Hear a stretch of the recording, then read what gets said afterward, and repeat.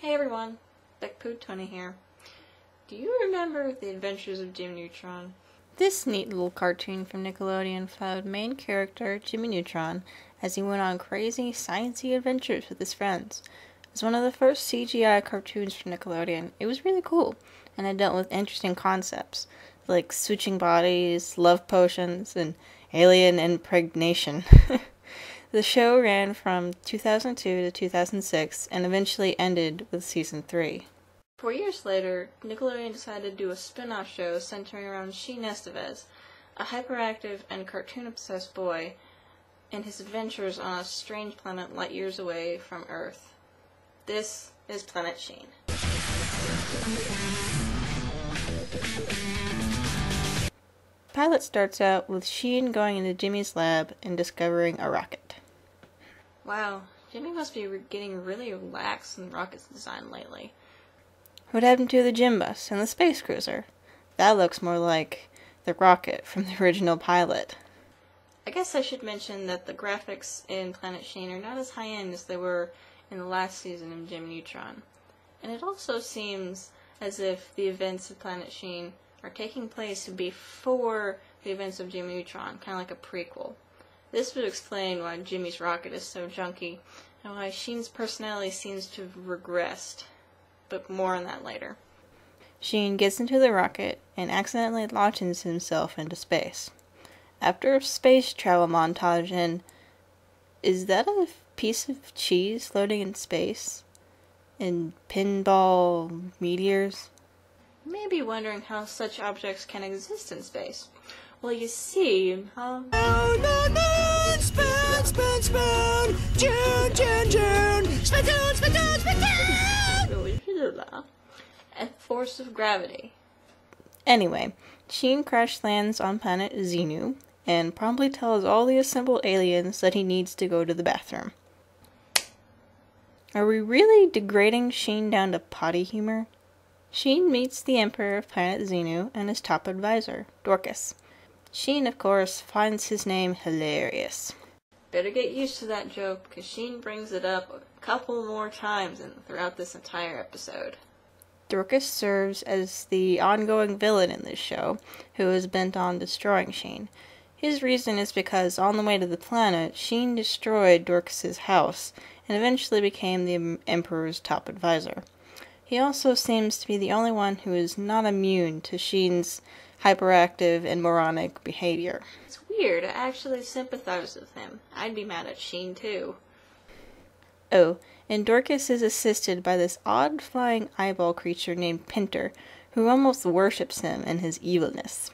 Put them together and you actually have a funny dynamic. In fact, I want to see an episode just about those two, Dorkus and Pinter. No Sheen, just them having some wacky adventure. Anyway, Dorkus has Sheen arrested and taken to the Palace of Pain to be executed. But first, random back at the barnyard cameo. After that completely random daydream, Sheen comes face to face with the Palace of Pain's alien annihilator, Bob. Yep.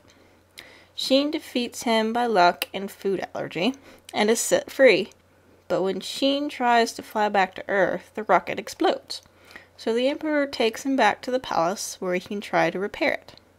There he meets Princess the Emperor's daughter. She has two faces similar to the mayor from The Nightmare Before Christmas. And like the mayor, her faces have two different personalities. One is overly sweet and girly, and the other is very odd. Princess instantly takes a sick liking to Sheen, who for his part is understandably horrified. Dorkus tries again to have Sheen killed and tells the Emperor that a creature called a Choctaw was spotted.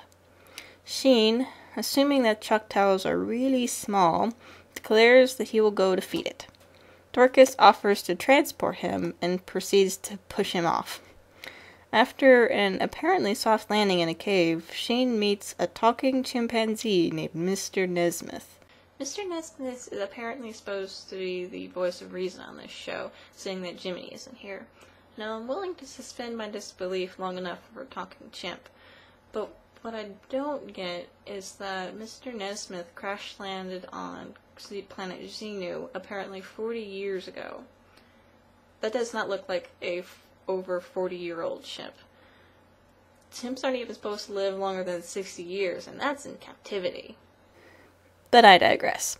Nesmith agrees to fix Sheen's rocket so that both of them can get back to Earth, but on the way they encounter a Choctaw.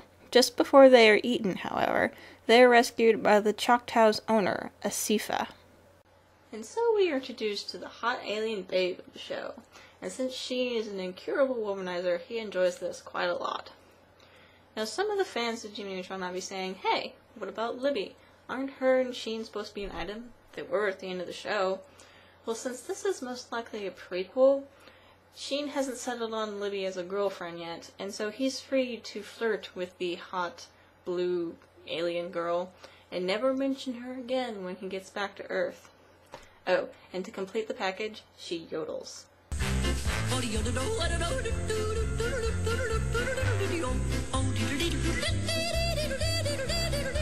Hold on. I know that melody. Let me see. Oh, when you're down and looking for some cheering up, then just head right on up to the Candy Mountain Cave. When you get inside, you'll find yourself a cheery land, such a happy and joy-filled and perky Maryland.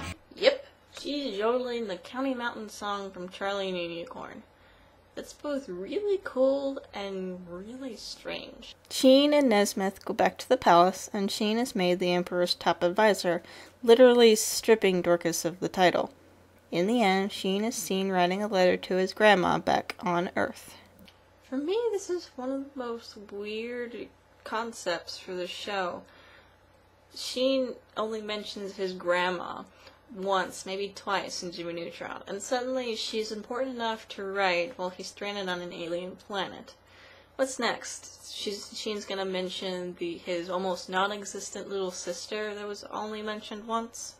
Normally I would enjoy this show's concept about being stranded on an alien planet, but a show's only as good as its main character, and boy does Sheen stink as one. He was fine and really funny as a supporting character in Jimmy Neutron, but as a main character in Planet Sheen, he falls short. His personality is so wild and hyperactive that only the most sugar-high ADD kids could understand his thought process. He's unrelatable. I relate more to Dorcas's evil motives than I do to Sheen. The humor is fine at points, but most of the time I'm left with a big WTF moment. So in all, on a scale of 1 to 10, the pilot gets a solid 5. And just for reference, I gave SpongeBob a 5 too. Anyway, that's my review. I hope you enjoyed it. There might be more reviews of later episodes if this gets good reception. So, see you later.